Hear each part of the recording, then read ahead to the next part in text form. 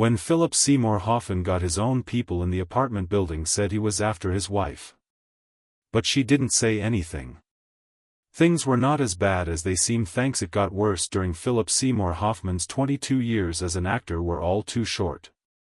He played a lot of different parts in his career. It was well known that he loved the craft, and was finally thought to be the best of his time, but his brilliance had a shady side even as his fame grew. Hoffman had trouble until the day he died. Was ripped away from us much too early in life. Philip Seymour Hoffman was born on July 23, 1967, in Fairport, New York. Mary O'Connor was his mother, and Gary Stoll Hoffman was his father.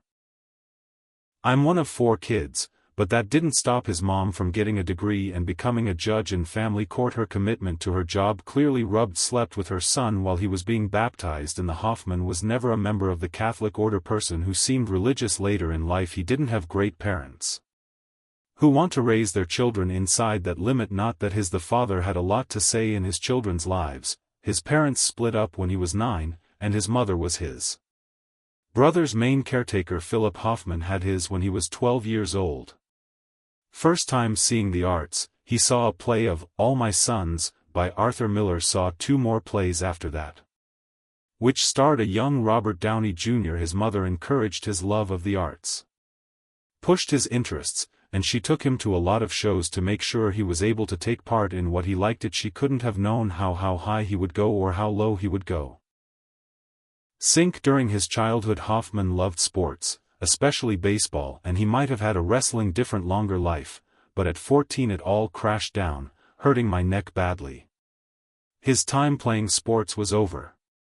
He had to change his attention to something else. His was in the school's theater club.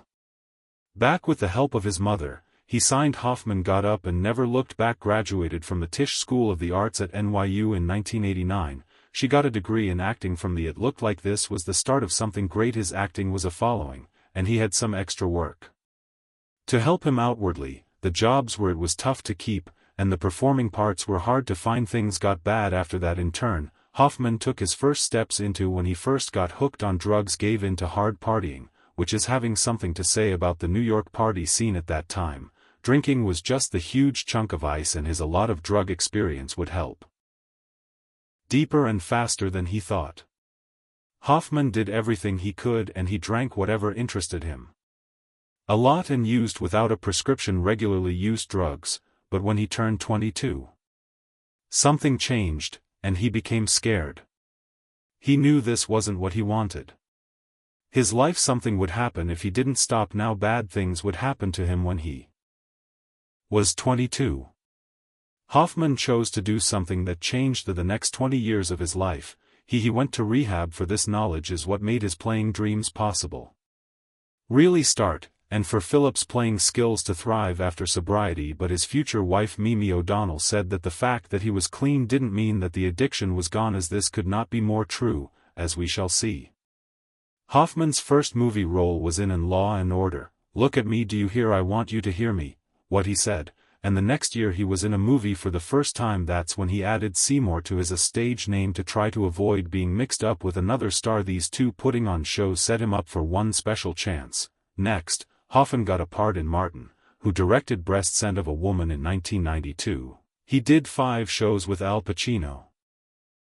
Screen tests, and the movie changed. He got a lot of notice after the movie made $134 million worldwide. Don't hold me to this, but no phone numbers. It's dark. After a while, he said that if he wasn't cast in that part, he wouldn't be the place he was today. This made him to take a big chance. At a key point in Hoffman quit his part-time job at a bakery and started working full-time as in it paid to act like a professional. He started to work with kids' movies by directors like Paul Thomas Anderson and the Coen boys, and by the end of 1999, he was becoming more famous. What he made a name for himself was one of a kind, but it was great for him. Hoffman has played many roles in the 90s, from a total and honest loss to one of the creepiest movie figures in the US to a drag queen in the movie by Joel Schumacher. Perfect. But even with these strange the roles he played, Hoffman's skills showed in a way that no one could deny. Some people praised the way he would bring this performance was so embarrassingly raw to his jobs. No matter What flaws of a character even other Hollywood the actors saw the raw ability and care he put into all of his parts. One of his heroes was Meryl Streep. This guy is fearless. He's given this awful person the respect he deserves, and he's made him interesting. But the most important part in his career was still to come. Hoffman got a movie role after film into the early 2000s, and he added more figures to the cast. Besides playing, he would spend the rest of his life with. Mimi O'Donnell came into the world in 1999. Brought her into his life when he put her on a little did about his job as a costume designer. Did either of them know they had found there when they met for the first time? Two were already seeing each other people. This stopped their relationship a bond for a while, but led them to learn about each other in new ways. Mimi said they fell in love. Art-wise before anything else, things that went wrong in love before anything else could happen between them. Hoffman had to tell. He told her his deepest secret.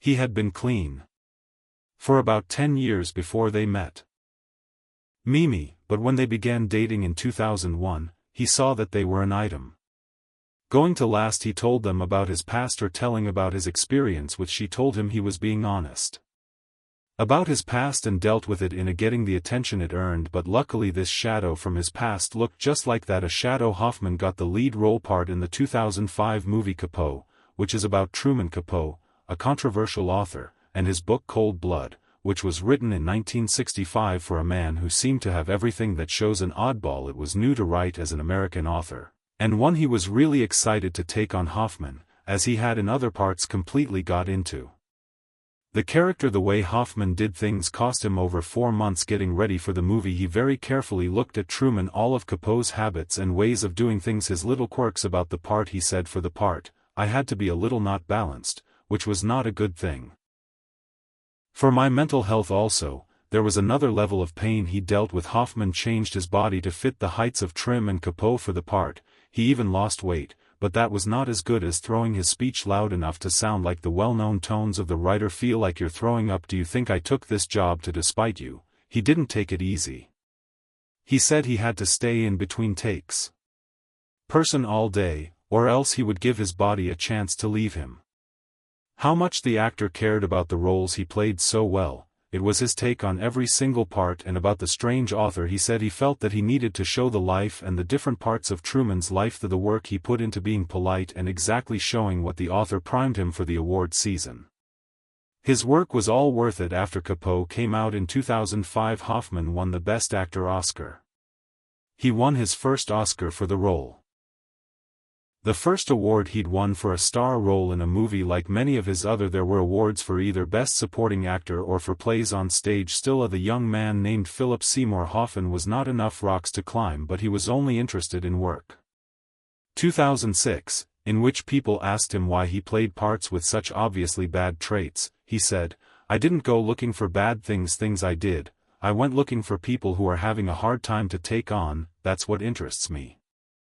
This meant that he sometimes ended up with parts that don't look good on her. What people thought bled into real life. No matter how jaw-dropping Hoffman's events, he still felt like people in Hollywood didn't quite see. A lot of talks and articles used bad words to describe him, cutting down on his off-screen appearance to his about his body. He said, a lot of people say I'm fat and stocky. I am looking for a fair-skinned, two-headed person. Someone to tell me I'm cute, but nobody. Philip Seymour Hoffman was turning into a real common name, and he chose to go on an official trip into directing. His one and only album came out in 2012. Trying to be a director, Jack goes boating, but this time, the skeptics were on. He said, that movie was so weak I can hardly remember what it was about because left, but luckily for actors Hoffman was going faster than ever. Balanced arts activities like acting and singing, as seen in The Master by Paul Thomas Anderson, with When Phoenix, and more business options, such as being in The Hunger. The best-selling games company made his name known to new people, and he had a great list of movies to remember. It looked like he was getting more well-known, but tragedy was just around the corner. During some of his most successful years after his eventually passing, Mimi O'Donnell said the things that were causing Hoffman stress with at the time, including older friends around him, marriages were falling apart, and his shrink lost a fight with not only that, but he and his friends were having trouble, and he was dealing with a love-hate relationship with it was getting too much to handle. On playing, Hoffman said he kept himself together.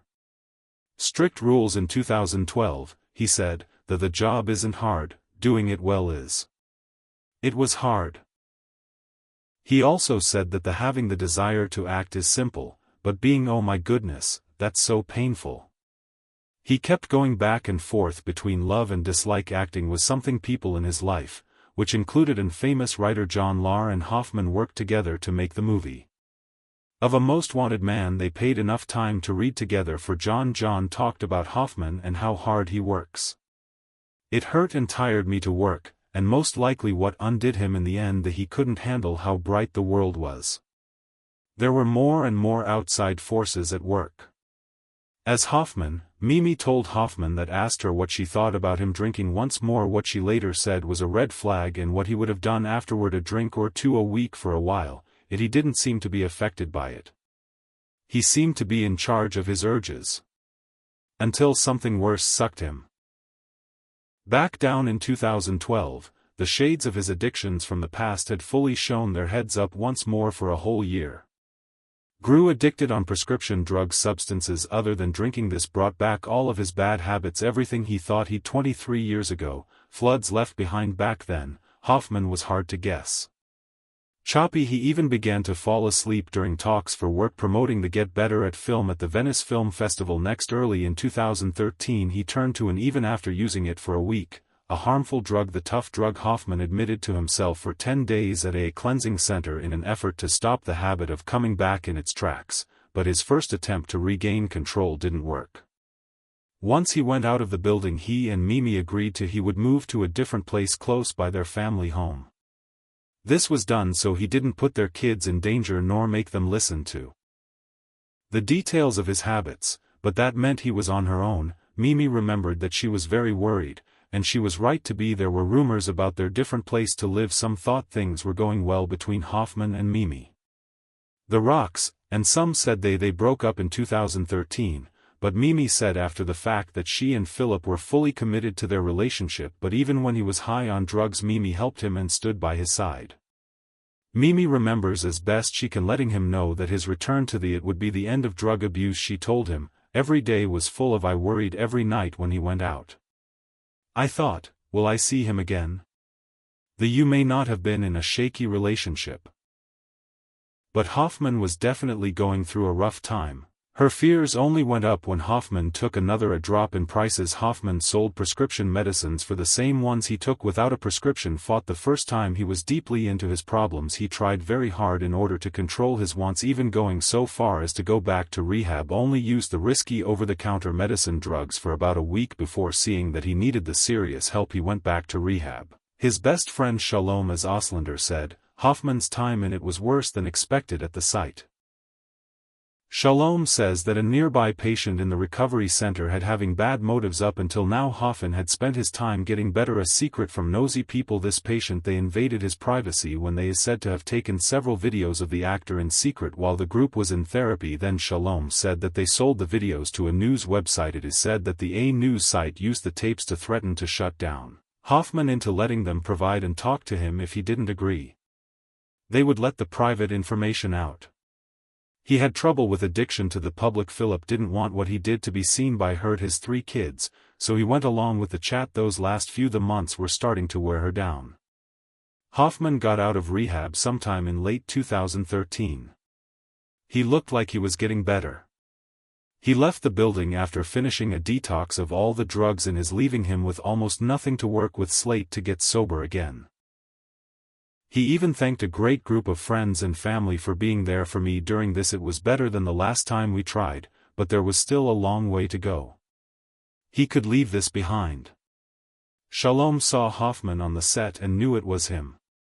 Of their new TV show coming out in 2013, Happy-ish, the actor was cranky and erratic. Shalom says this is because of the long-term cure that comes with sickness, pain, and other unpleasant feeling signs. But he also said anger toward himself for not having saw the signs of drug abuse in all along. No one knew that this would be the last time Hoffman showed up before the cameras. In a few days after the movie was shot, what did the pilot for Happy-ish Shalom say? Hoffman looked like the old Hoffman self. They even thought about what they were going to do next. If the show gets picked up, and set up meetings to talk about scripts, but as they went their different ways there was a strange urge for Shalom to tell. I told him, don't go die on me. It made them laugh, but they didn't mean to.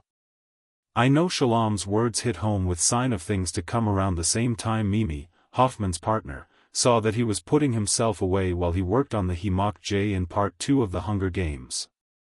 Had given up drugs for the time being. He wasn't out of the water. Made Mimi worry about his health and asked others to check in on them on him. She thought there was more to his actions than he was letting on. Mimi's attempts didn't work.